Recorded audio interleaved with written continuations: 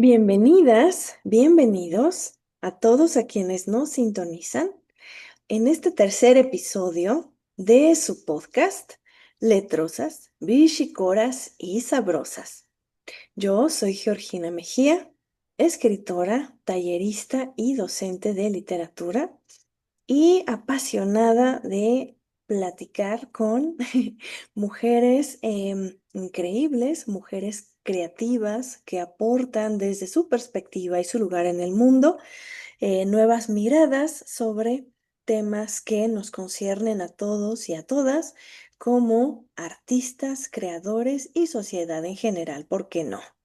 Y el día de hoy tengo el enorme gusto de contar con la compañía de mi cómplice y amiga desde hace más de 20 añotes, la querida y admiradísima Lucía Hernández Lara Schechter, que desde Luciana nos va a platicar unos temas que nos competen muchísimo como escritoras, como creadoras, también desde el lado masculino, ¿por qué no? Pero en esta ocasión quisiéramos abordarlo desde diferentes ángulos y la experiencia creativa femenina, si es que hay tal cosa, como diría Virginia Woolf. La escritura no tiene género. Eh, no puedo decir si escribo desde mi feminidad o desde mi masculinidad, sino más bien desde mi ser humano. Eso es un tema muy interesante también.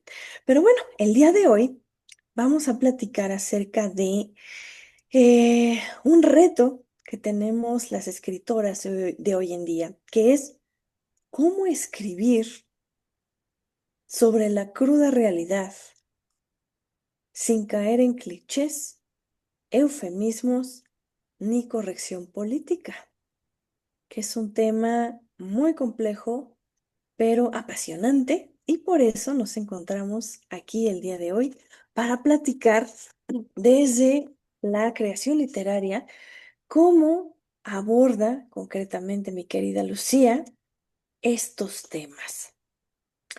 ¿Y por qué escogí a Lucía? O más bien, más bien, los temas escogieron a Lucía. No es que Lucía haya escogido los temas, sino todo lo contrario, porque tengo el enorme gusto de conocer su obra inédita, su obra narrativa, su obra poética también anda por ahí, en los que aborda temas que es urgente poner sobre la mesa. Em, Voy a dar 5 ejemplos de temas que Lucía aborda en su obra narrativa. Uno, violencia obstétrica por parte del sector salud, que no ha cambiado en 30 años. Ejemplo número 2, violencia machista ejercida de mujeres hacia mujeres, lo cual es terrible. Tema número 3, la migración y las distintas posturas que existen al respecto. Hay quien cruza del otro lado y triunfa profesionalmente, en apariencia, y hay quienes cruzan del otro lado y siguen sin tener oportunidades. Cuarto tema, em, violencia machista ejercida durante el matrimonio, durante el noviazgo, durante la pareja. Y el quinto es la no pertenencia, el no lugar aún dentro de la propia familia. Temas sin duda estremecedores, pero que justamente la óptica desde la cual son escritos nos permite ir más allá de esto que queremos evitar, es decir, el morbo, el cliché, la pornomiseria, ¿no? La corrección política, y por eso es que la obra de Lucía es fundamental, porque a mí me parece que para estos temas necesitamos una mirada crítica, una mirada sensata, centrada y lo más importante, profundamente empática y humana. Mi querida Lucía, bienvenida. Gracias. Para empezar, platícanos, mm, ¿por qué has escogido estos temas? O más bien, ¿por qué estos temas te han escogido a ti, habiendo un sinnúmero de ejemplos en la literatura de temas como, por ejemplo, el fantástico o el terror, que está muy de moda hoy en día, o la literatura romántica que vende millones de ejemplares alrededor del mundo? ¿Por qué escoger temas que son ásperos y que son tremendamente conmovedores? Pues me voy a enfocar a uno para dar inicio a esta charla y te agradezco mucho esta presentación. En el caso de la violencia obstétrica en específico, ha sido porque me di cuenta que después de 30 y tantos años, la situación que yo viví en su momento en una clínica del Seguro Social en Tlatelolco sigue sucediendo. Y realmente es desgarrador ver que la gente, que las mujeres sigan padeciendo de esas limitaciones y de la falta de servicios después de tantos años, ¿no? Cuando tenemos tantos avances médicos, sociales, políticos, científicos, y seguimos con estas situaciones repitiéndose una y otra vez. Ahora, y para no extenderme en los otros temas, sigue pasando lo mismo, ¿no? Y creo que ahora de forma más, em, pues más visible debido a los medios de comunicación y a los medios sociales, pero infortunadamente tenemos desaparecidas todos los días, tenemos asesinatos, tenemos mujeres violentadas. Ah, no es pues para tratar de hacer las cosas pues más graves de lo que son, porque los datos están ahí, los datos estadísticos están ahí. Entonces no es algo que simplemente sea porque tenemos acceso directo o estamos pues más expuestos a las noticias. Los datos infortunadamente nos están diciendo que siguen ocurriendo. Gracias, Lucía. Y esto lo vemos a lo largo de la historia de la literatura y concretamente, por ejemplo, estaba yo pensando que, pues en el siglo XIX tenemos este gran movimiento que fue la novela realista, que aborda pues justamente la realidad de las grandes urbes, ¿no? Ahí está Charles Dickens con la realidad inglesa, estos niños que se dedicaban a limpiar las chimeneas. Tenemos a Dostoyevsky también con este cáncer que era la obsesión por el juego, por ejemplo, la prostitución, la miseria, el robo. Y pues sí, infortunadamente, como dices bien, pues esto sigue ocurriendo y sigue siendo parte de la preocupación humana y del escritor y de la escritora en concreto. Eh, pero tenemos un pequeño paradigma aquí que consiste en que estas obras, si bien a veces hemos caído en el error de juzgar ciertas obras literarias desde nuestra óptica, ¿no? De que pues no hay personajes femeninos suficientemente complejos o bien desarrollados, ¿no? O que por ejemplo se cae en el error de a lo mejor hacer personajes muy estereotípicos, ¿no? De todas formas, estas obras siguen siendo clásicas, siguen siendo leídas, no obstante que pues no corresponden 100% a nuestra realidad. Ujú, No cuestionamos en absoluto pues el punto de vista europeo, blanco, ¿no? Que ahorita está muy en boga ¿cómo se dice? El decolonizar, ¿no? La decolonialidad. Ujú. Y entonces, pues es mejor escribir desde nuestro punto de vista.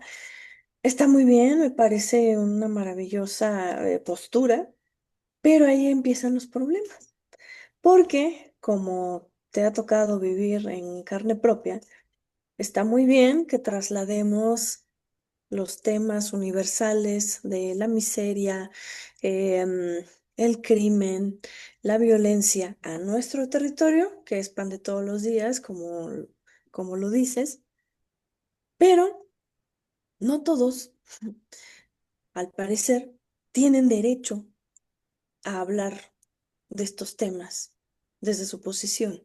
Ujú.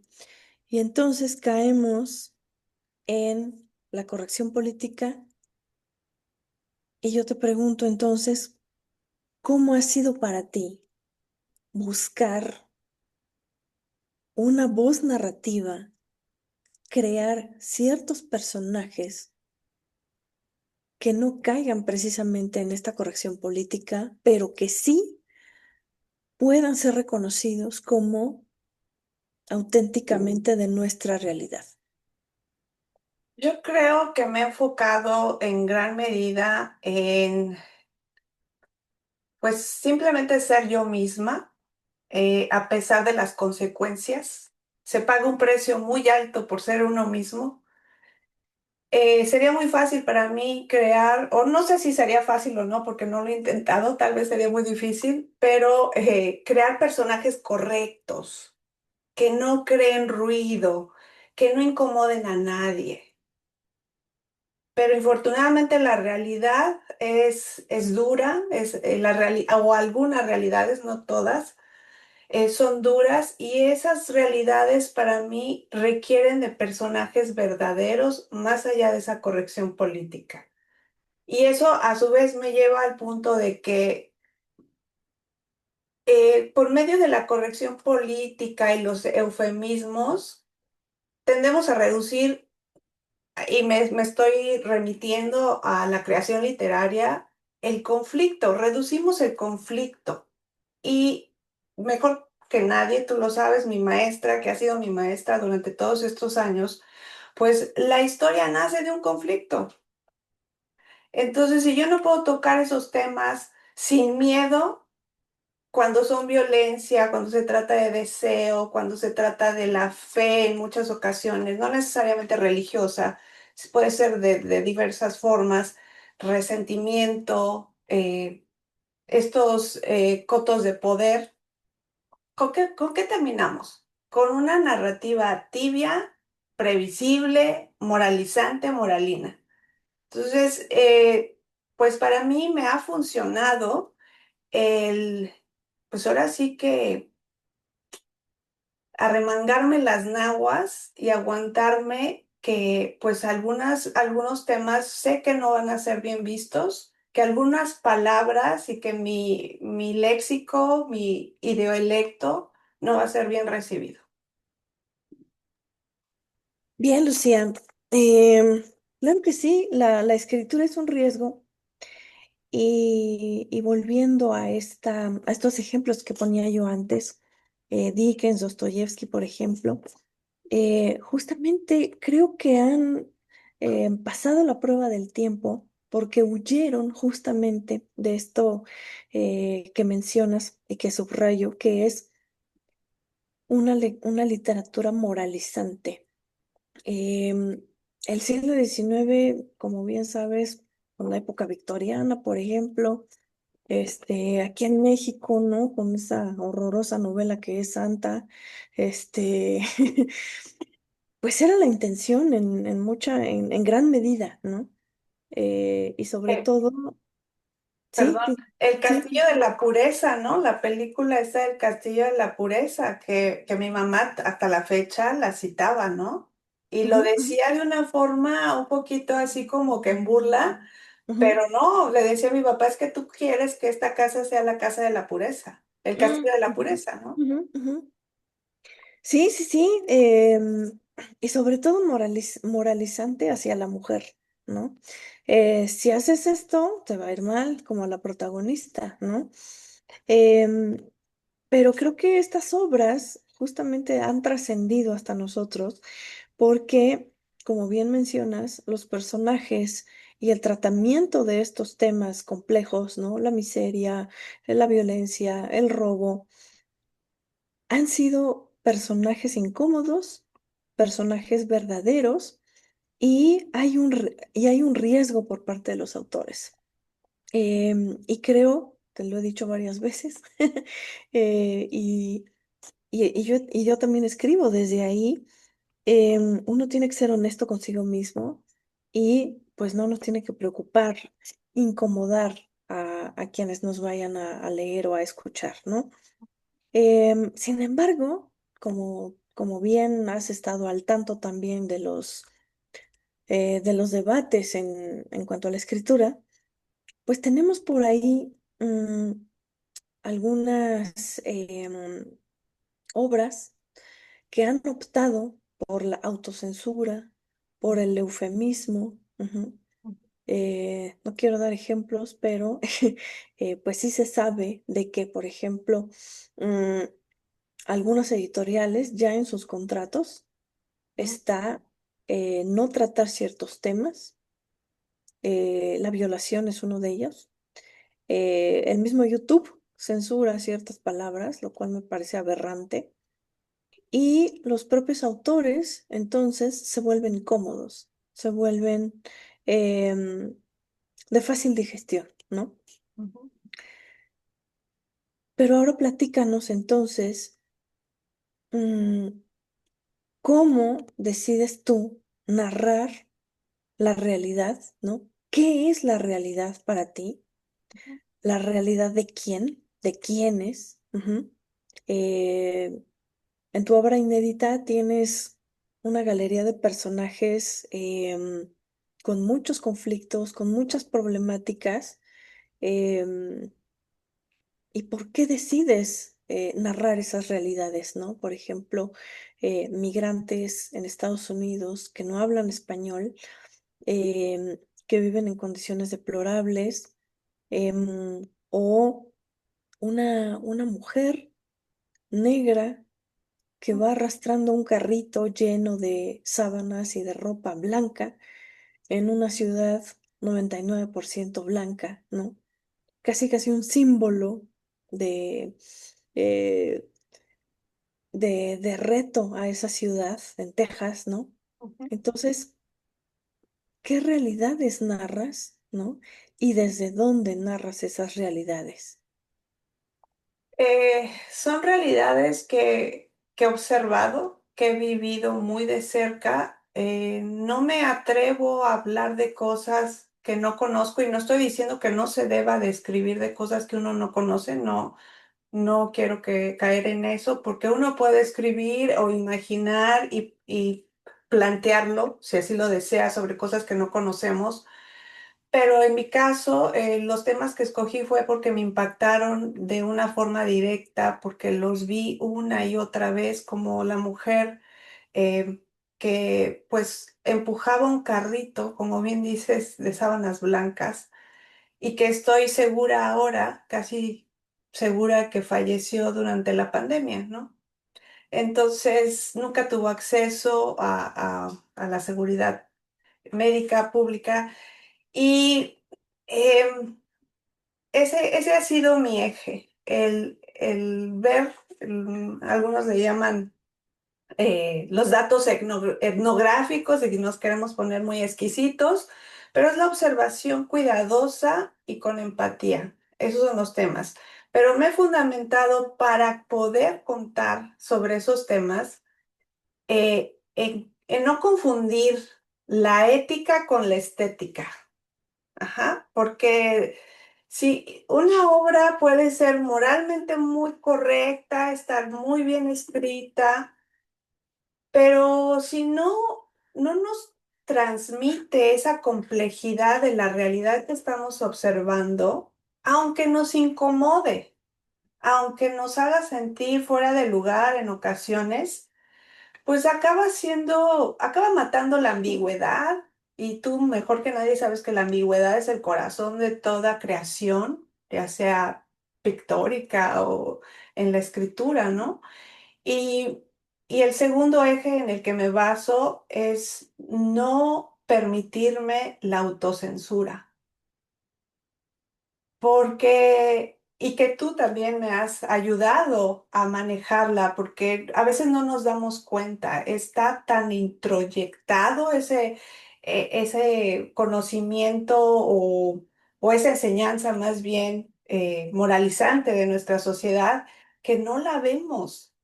Y necesitamos un ojo externo, que aquí hago un paréntesis, si escriben, por favor tengan a un guía que les permita también verse a ustedes mismos, porque a veces no nos damos cuenta de esa autocensura. Em, y aquí me voy a este tema, ¿no? Que muchos escritores, a diferencia de mí, por supuesto, escriben no lo que piensan, sino lo que no les va a traer problemas.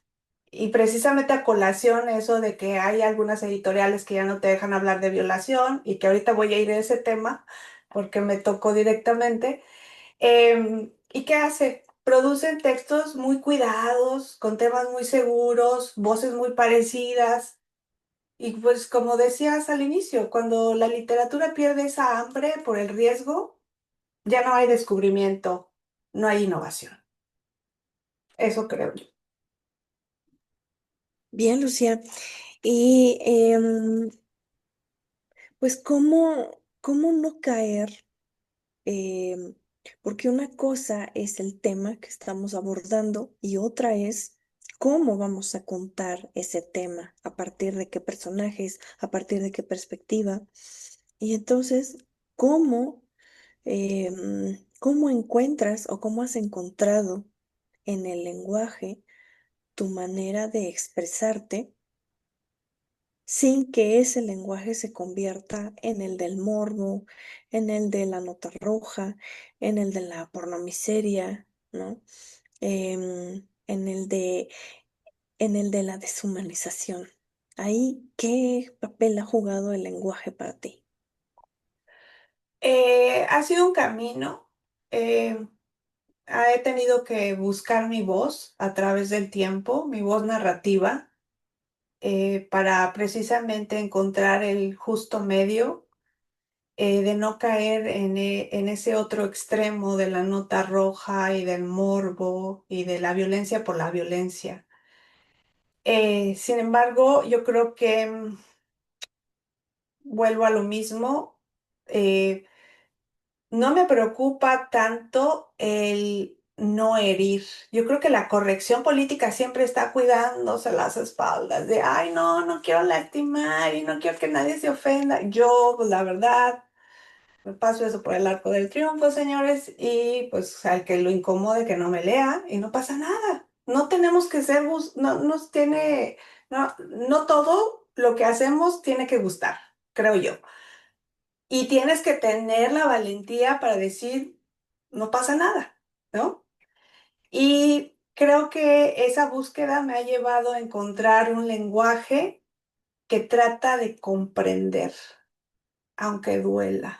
Estoy tratando de comprender a esa persona que observo, a ese indigente, a mí misma hace 30 años. Y trato de evitar a toda costa que mi lenguaje sea un instrumento moral.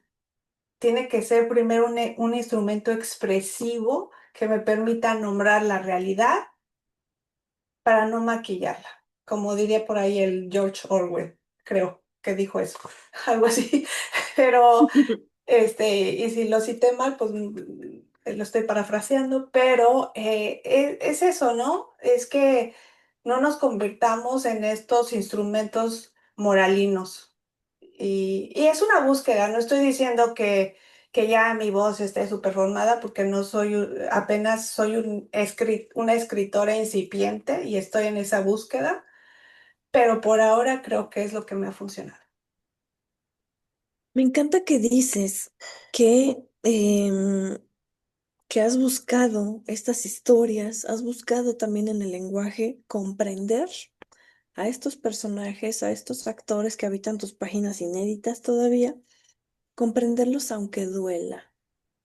Y me gusta también que tu lenguaje, además de ser, em, pues, mm, auténtico, también busca ser fiel a tu origen, ser fiel a las distintas capas lingüísticas que te conforman, por lo cual es una delicia leerte. Y si no tienes a la mano el acervo cultural para entender palabras como cachora, ¿no? Me encanta esa palabra, y otras más de el saguaro que anda por ahí, pues para eso está Google, ¿no? Y eso es algo que, pues que me he encontrado, desgraciadamente, en talleres, que, em, que está muy bien traer a nuestro contexto mexicano los problemas y las temáticas universales, pero la gente brinca cuando sacas un localismo, ¿no? em, o una referencia a tu lugar geográfico y entonces ahí es donde la experiencia ya no es universal, ¿no? Lo cual me parece bastante absurdo, pero me gustaría preguntarte también cómo, mm, cómo podemos lograr esta, esta escritura, em, o si te has planteado que tu escritura está hablando desde un sitio muy individual, con tu perspectiva, con tu lenguaje, con tu idiolecto, con estas palabras tan ricas de tu genealogía. eh, y si te has encontrado con algún problema en algún taller, en alguna de estas experiencias con esto, ¿no? Porque tu lenguaje, tu perspectiva, obviamente, pues es muy única. Pero al momento de entrar a un taller, se nos vuelve una traba universalizar esa experiencia, ¿no? ¿Cómo has lidiado con eh, pues con esa problemática? Esa problemática yo creo que apenas empieza, porque como bien dices, mi obra es inédita y yo sé que el día que salga a la luz va a recibir muchas críticas de ese tipo, porque sí, carece de esa universalidad y de ese lenguaje estandarizado, no lo es. Em, y en particular no por esos regionalismos o por uso de algunas palabras de la lengua yaqui que utilizo específicamente, em, y de otras regiones, como bien mencionaste, por mis capas, mis diferentes capas, pero sí me he enfrentado recientemente al hecho de que me sorprendió dos palabras muy particulares. Una, me criticaron por decir vato, que bueno, digo, todo el mundo lo entiende, cara, pero está bien, o sea, se me criticó por eso. Y otra que sí me cayó de peso y que lo estaba analizando y analizando y trato de entender, porque realmente soy una persona que me gusta entender a la gente que no piensa como yo. Y fue la palabra violación. Creo que ya lo habías comentado al inicio. Y sí me dio me cimbró porque dije, a ver, fue un comentario de una mujer joven que digo, ok, y si no quieres que le llame violación, perdón, violador a este hombre, ¿cómo quieres que lo aborde? ¿A través de un eufemismo donde diga humano que abusa sexualmente de otro humano? O sea, de verdad que yo no dije, bueno, pues ¿cuál sinónimo quieres que ponga, mija? O sea, de verdad que sí me molestó porque digo, pues un violador es un violador. Y su planteamiento era que ese violador era también, pues a lo mejor hijo, padre de familia, pues era una persona, ¿no? Entonces sí, yo creo que ahí tenemos que tener muchísimo cuidado. Ah, y bueno, y aparte se me dijo que era un cliché, que el tema era un cliché y que pues eso ya se había escrito. Y es ahí cuando yo digo, a ver, momento. Los temas crudos y aparentemente cliché en la literatura son necesarios. ¿Por qué? Pues porque nos permiten representar realidades sociales que persisten, nos gusten o no nos gusten, que su repetición eh, no indica una falta de creatividad, sino la continuidad y la repetición del sufrimiento humano. Y ahí sí viene mi cuestionamiento, por supuesto, que tengo que escuchar y tengo que aprender de otros. Tengo que revisar si mi escritura cumple con esa fuerza estética para que yo como autor esté resignificando pues verdades incómodas. Sí, sí me tengo que preocupar por esa fuerza estética, pero no confundamos la estética con la ética, con que los temas pues ya son viejos y se repiten. No, yo creo que ahí está mal. No es que esté mal, pero lo tenemos que reflexionar. Ujú. Sí, Lucía, y me parece muy grave que, por ejemplo, esto que te pasó a ti, tenga que estar también en la preocupación de quienes impartimos talleres, cursos, clases de literatura. A mí me corrieron de un colegio porque dejé un libro, pues que hablaba sobre un adolescente que escapó de su casa por violencia familiar y en su camino a, a encontrarse con un hermano que se está muriendo de cáncer terminal, pues encuentra una serie de personajes, ¿no? Como transexuales, travestis, homosexuales, no, pues, o sea, todas las palabras prohibidas y todos los términos y todas las realidades prohibidas en un solo libro. Entonces, pues, qué aberración. Y me parece preocupante también que, por ejemplo, este tema de la violación, eh, siendo que es uno de los terrores más... estaría yo dispuesta a meter las manos al fuego para afirmar que es uno de los terrores más tangibles de todas las mujeres que yo conozco, ¿no? El miedo a ser violada. En un curso que impartí con una colega, em, ella se vio en la necesidad, o sea, fíjate el grado de autocensura y ¿no? De corrección política a la que hemos llegado. Mi colega se vio en la necesidad de decirle a los participantes del curso que la novela Luna Caliente que íbamos a leer iniciaba con una escena de violación y que era libre aquel que decidiera no leerla por si hería su susceptibilidad o sensibilidad o como se diga, ¿no? Ujú. Me parece terrible, ¿no? Me parece terrible la censura de las palabras, en primer lugar, de lo que significan, digo, no de lo que significan en cuanto a su significado, o su carga semántica, sino a la problemática que engloban y que han englobado desde hace siglos, eh, y que tengamos que estar advirtiendo, ¿no? Y, ay, es que no se vayan a ofender, mis lectores o mis estudiantes, porque pues son temas crudos, ¿no?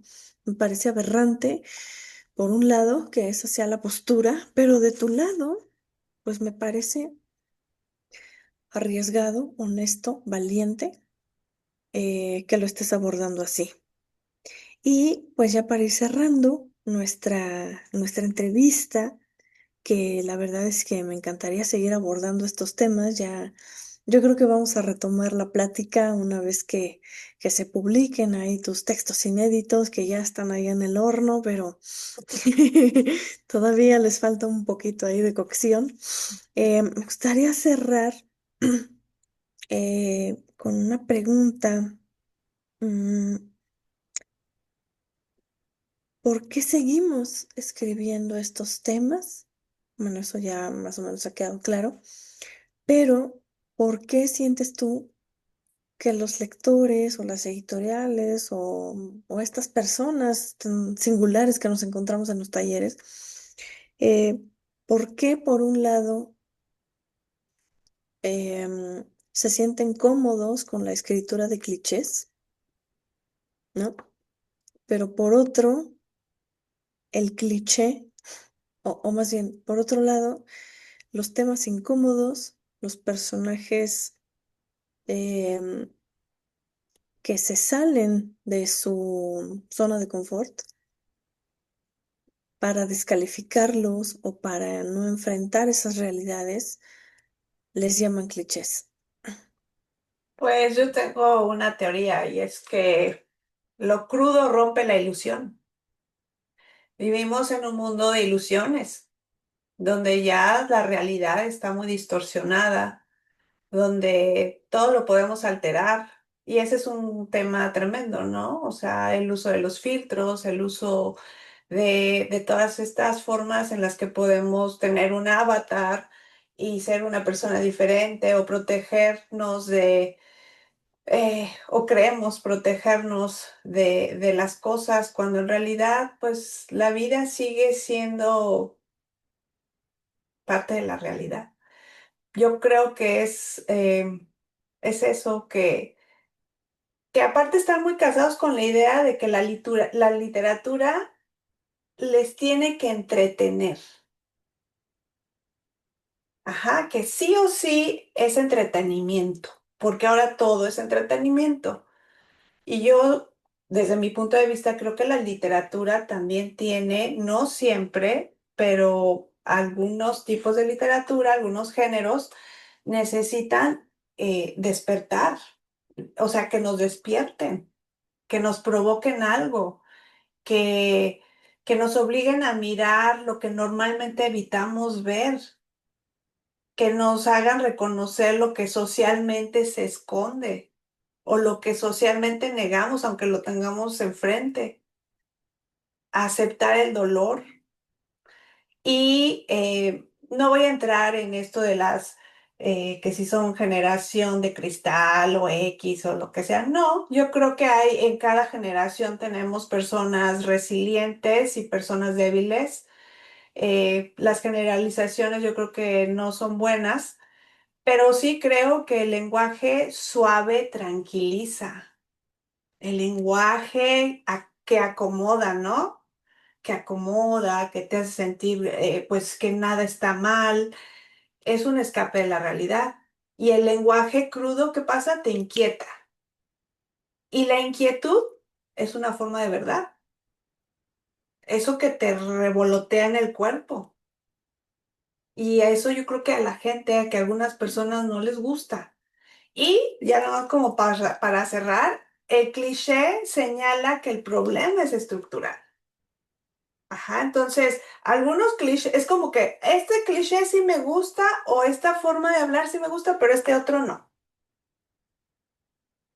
Eso creo que sería parte del porqué. Claro, y aquello que me incomoda y que, como dices, ¿no? La literatura despierta, sacude, estremece. Si está logrando un texto ese efecto en mí mm, y me descoloca, pues lo descalifico diciendo que es cliché, pero al mismo tiempo me la paso consumiendo clichés, ¿no? Para entretenerme. Y como bien señalas, el cliché es cómodo hasta que ya no lo es. Bueno, mi querida Lucía, pues, estimadas, estimados escuchas, pues llegamos al final de este tercer episodio. Ah, sí, Lucía, sí, sí, sí, ¿quieres Nada más agregar para algo? cerrar, Ajá, así cerrando, el sí. cliché literario para mí es un síntoma social, no es una falla estética, para Bien, mí. Y la ujú, crudeza nos devuelve la humanidad y la exacto. literatura no particulariza. Ujú, Nada ujú. más con eso quisiera cerrar. Sí, Gracias. exacto, me parece muy acertado y también por eso es una experiencia universal, ¿no? Porque pues nos acude, nos ofrece una mirada crítica y pues bueno, vamos a seguir continuando de estos temas en cuanto pues tengamos tus obras. incómodas, honestas, pero sobre todo arriesgadas y valientes, ásperas. Les aseguro que en cuanto tengan los ejemplares de la obra de Lucía en sus manos, eh, van a necesitar hacer una pausa y decir, necesito respirar, necesito pensar, necesito saber qué me está sucediendo, porque sí, su literatura los va a sacudir y a despertar en muchos aspectos. Llegamos al final de Letrosas, Bichicoras y Sabrosas. Mi nombre es Georgina Mejía. Fue un placer, mi querida Lucía. Gracias. Un placer. Nos, nos vemos y escuchamos en el próximo episodio. Hasta luego. Gracias.